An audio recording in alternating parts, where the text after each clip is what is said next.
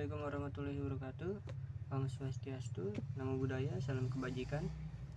Perkenalkan, nama saya Aziz Dwi Purnama dengan nomor induk mahasiswa 2023071024. Bersama rekan saya yang nanti ada dalam video, Pras Aler Hutapya dengan nomor induk mahasiswa 2023071026.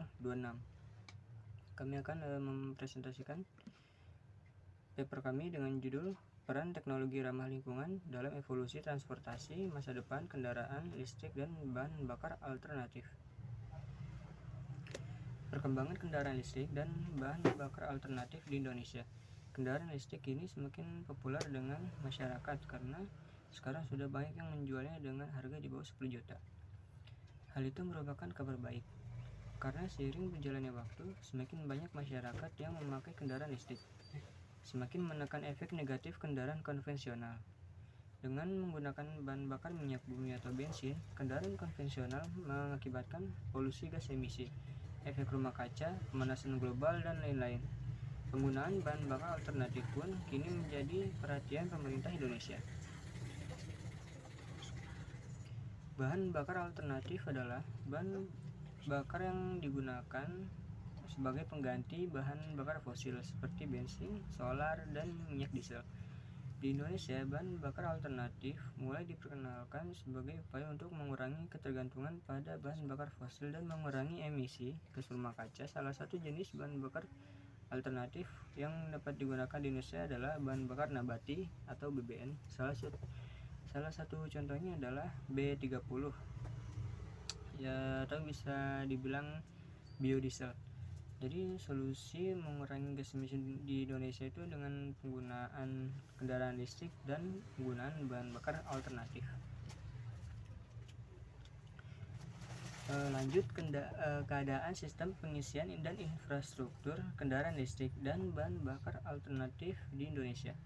Telah kita ketahui, dalam hal infrastruktur kendaraan listrik di Indonesia sudah lebih maju dibanding infrastruktur bahan bakar alternatif.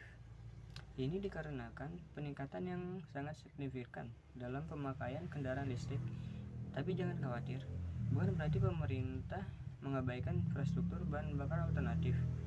Dalam Januari 2024 nanti, pemerintah akan membangun stasiun bahan bakar alternatif berbasis hidrogen. Dengan pembangunan ini diharapkan penggunaan kendaraan berbahan bakar alternatif seperti hidrogen akan terus bertambah. Selanjutnya, perubahan dalam industri otomotif. Dalam beberapa tahun terakhir, industri otomotif telah menjalani transformasi yang signifikan, terutama dengan teknologi ramah lingkungan dalam produksi kendaraan.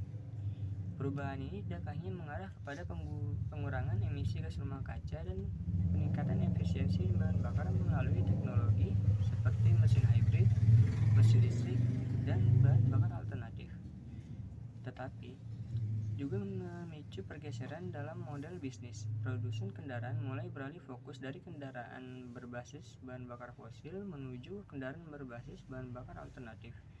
Selain itu, adaptasi strategi pemasaran yang menyoroti keunggulan kendaraan ramah lingkungan menjadi poin penting dalam menjangkau konsumen yang semakin peduli terhadap lingkungan. Perubahan regulasi pemerintah yang lebih ketat terkait emisi gas rumah kaca dan bahan bakar alternatif mendorong produsen untuk memastikan kepatuhan kendaraan mereka terhadap standar emisi yang ditetapkan oleh pemerintah.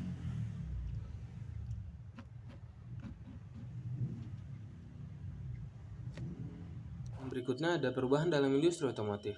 Dalam beberapa tahun terakhir, industri otomotif telah menjalani transformasi yang signifikan, terutama dengan teknologi ramah lingkungan dalam produksi kendaraan. Perubahan ini tidak hanya mengarah pada pengurangan emisi gas rumah kaca dan peningkatan efisiensi bahan bakar melalui teknologi seperti mesin hybrid, mesin listrik, dan bahan bakar alternatif, tetapi juga memicu pergeseran dalam model bisnis. Produsen kendaraan mulai beralih fokus dari kendaraan berbasis bahan bakar fosil menuju kendaraan berbasis bahan bakar alternatif. Selain itu, adaptasi strategi pemasaran yang menyoroti keunggulan kendaraan ramah lingkungan menjadi penting dalam menjangkau konsumen yang semakin peduli terhadapnya lingkungan. Terakhir, perubahan yang regulasi pemerintah lebih ketat terkait emisi gas rumah kaca dan bahan bakar alternatif mendorong produsen kendaraan untuk memastikan kepatuhan kendaraan mereka terhadap standar emisi yang ditetapkan pemerintah.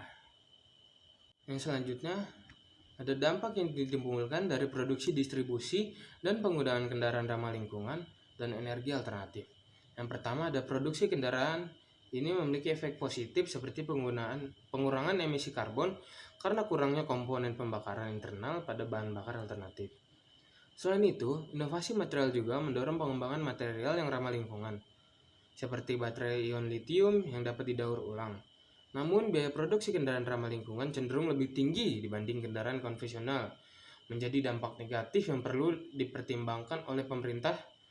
Yang kedua, distribusi kendaraan ramah lingkungan dan energi alternatif membawa dampak positif signifikan seperti pengurangan emisi langsung yang membantu memperbaiki kualitas di udara dan membatasi dampak negatif di dalam lingkungan.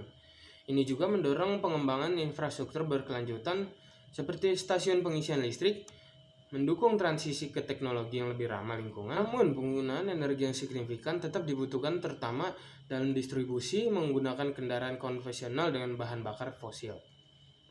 Yang ketiga, penggunaan kendaraan ramah lingkungan dan energi alternatif memberikan kontribusi positif dalam pengurangan emisi gas rumah kaca dan pencemaran di udara. Ini juga meningkatkan keamanan energi dengan mengurangi ketergantungan pada bahan bakar fosil. Namun, proses ekstraksi dan produksi bahan bakar alternatif seperti litium untuk baterai kendaraan listrik dapat mengakibatkan eksploitasi sumber daya alam yang signifikan dan degradasi lingkungan. Selain itu, transisi ke teknologi ramah lingkungan juga dapat mempengaruhi lapangan kerja dalam industri tradisional, seperti industri minyak dan gas, memerlukan relokasi bagi pekerja yang terdampak. Yang berikutnya ada regulasi dan kebijakan publik.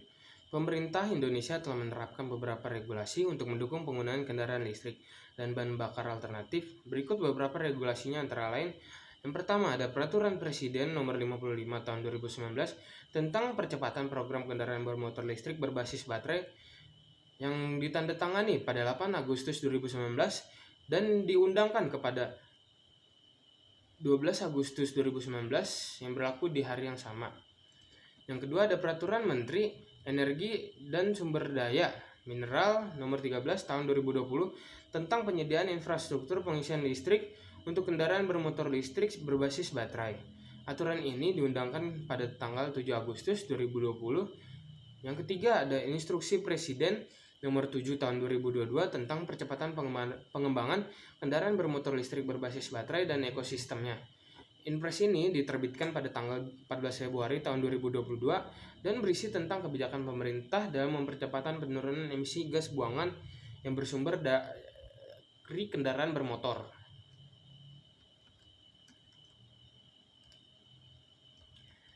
Yang keempat ada Peraturan Menteri Nomor 45 Tahun 2020 tentang kendaraan bermotor roda 2 atau 3 berbasis listrik.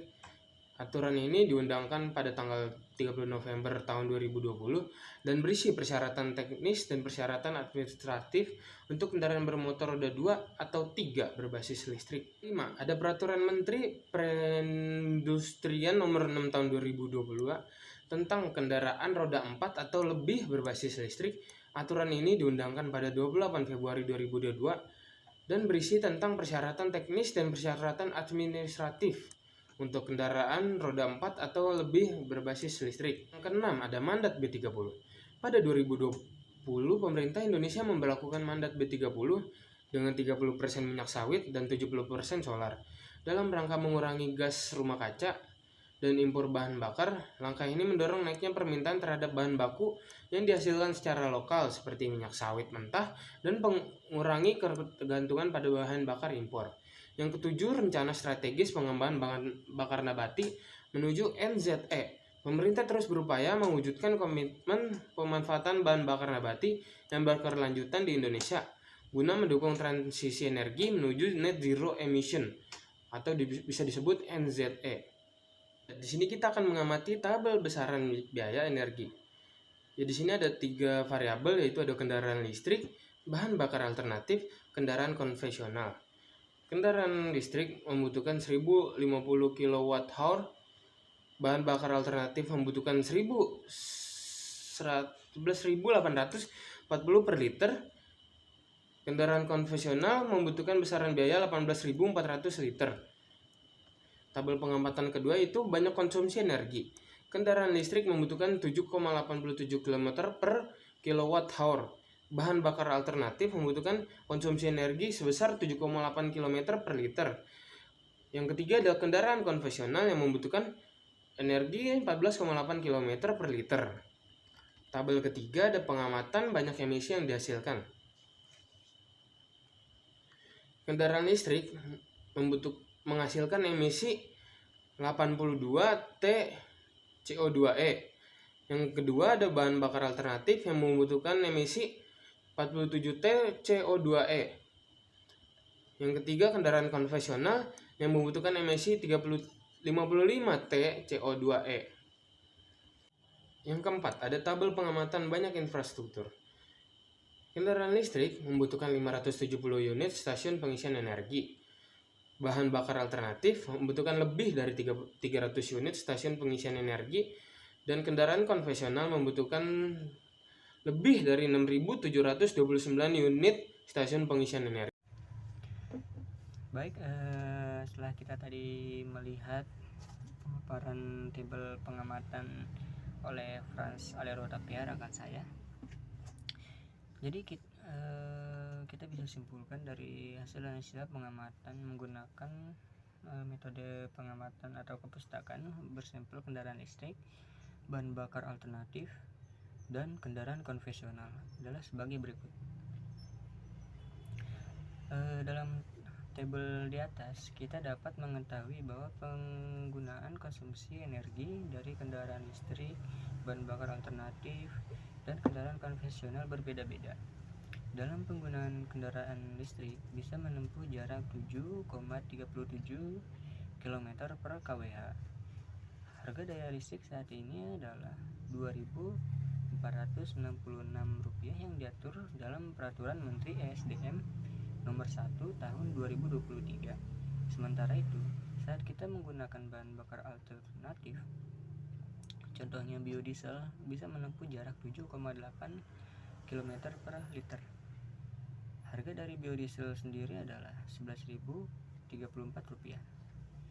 Sementara itu, saat menggunakan kendaraan konvensional berbahan bakar BBM bisa menempuh jarak 14,3 km per liter.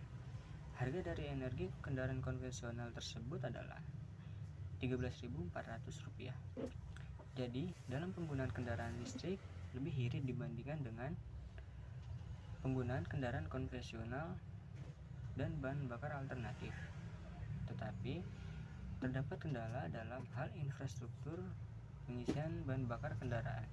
Untuk kendaraan konvensional, stasiun pengisian bahan bakar umum atau bisa disebut SPBU bisa dibilang sudah hampir merata di Indonesia. Di sisi lain, stasiun pengisian kendaraan listrik umum atau SPKLU di tahun ini baru mencapai 570 unit yang tersebar di Indonesia.